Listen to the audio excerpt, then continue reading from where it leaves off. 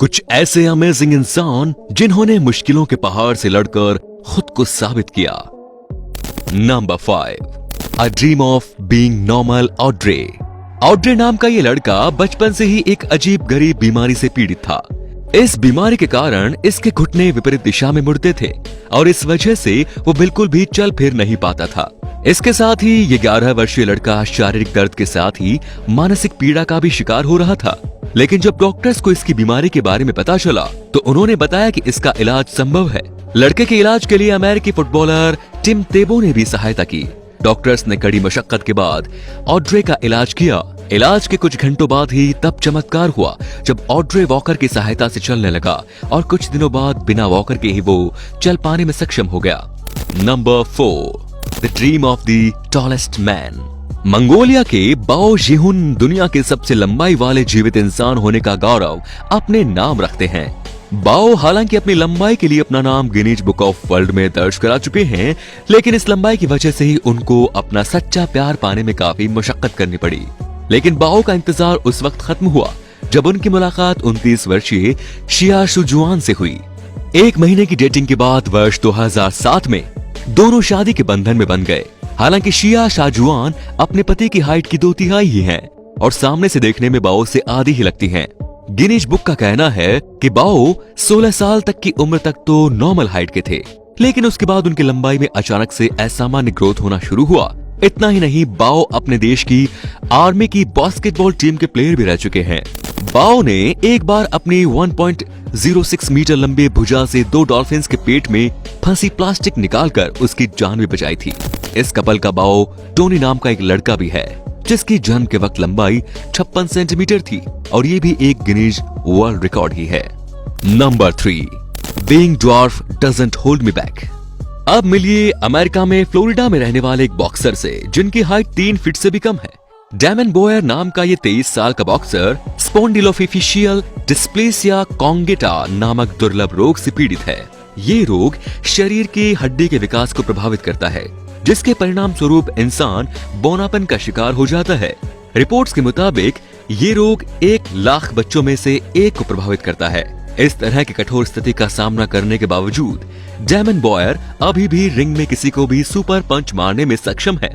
हालांकि वो रोजमर्रा की गतिविधियों जैसे कि अलमारी, एटीएम का उपयोग करने और स्टोर करने पर किराने का सामान खरीदने जैसे कार्यों के वक्त मुश्किल हालात से जूझता है। डैमन ने पहली बार 19 साल की उम्र में बॉक्सिंग रिंग में प्रवेश किया था और तब से ही उन्होंने दुनिया को अपनी मौजूदगी का एहसास करा दिया। बॉयर कहते हैं कि अभी भी कुछ लोग ऐसे हैं जो उनकी क्षमताओं को कम आंकते हैं, लेकिन जब वो मुझे रिंग में बॉक्सिंग करते हुए देखते हैं तो उनके होश ठिकाने लग जाते हैं। Number 2, being part of A team. Sports में दिलचस्पी रखने वाले हर बच्चे की बचपन से ही ख्वाहिश जरूर होती है कि वो कभी न कभी अपने देश की नेशनल टीम के लिए जरूर खेले। कैट थॉमस स्पॉट का जन्म 29 जुलाई 1978 को अमेरिका के ब्रुकलिन, न्यूयॉर्क में हुआ और जब ये 11 साल के हुए तो अपनी बहन के साथ इन्होंने पीटर वेस्टब्रुक फाउंडेशन में कभी ओलंपिक पदक विजेता रहे पीटर वेस्टब्रुक की गाइडेंस में तलवारबाजी का अभ्यास करना शुरू किया। इसके बाद इन्होंने अपना ज्यादातर वक्त प्रैक्टिस में ही बताया, जिसके परिणाम स्वरूप इन्होंने नेशनल और वर्ल्ड चैंपियनशिप के लिए अमेरिकी टीम में अपनी जगह बनाई। आपको बता दें कि कैट स्मार्ट ही अमेरिका के ऐसे पहले शख्स हैं जो सॉफ्ट फेंसिंग गेम्स में नंबर 1 की रैंकिंग तक पहुंचे। बीजिंग में हुए वर्ष 2008 के ओलंपिक में इन्होंने सिल्वर मेडल भी अपने नाम किया।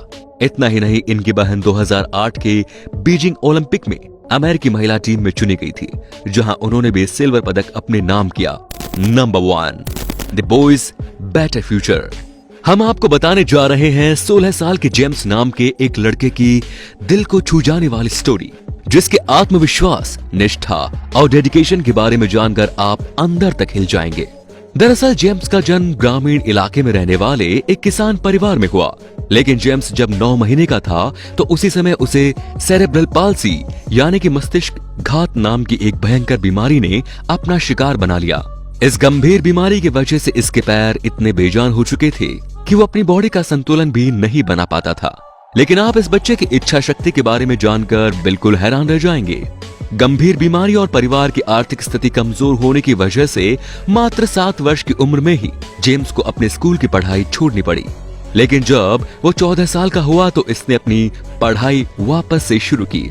जिस स्कूल में जेम्स पढ़ने जाता था वो उसके घर से 2 किलोमीटर से भी ज्यादा दूरी पर था और जेम्स उबड़ खाबड़ कच्चे रास्ते में रेंगता हुआ स्कूल तक जाता है। हैरानी की बात यह है कि आज तक जेम्स ने कभी स्कूल से छुट्टी नहीं ली थी, बल्कि बरसात के दिनों में भी वो कीचड़ में लथपथ होकर रोजाना स्कूल पहुंच जाता था।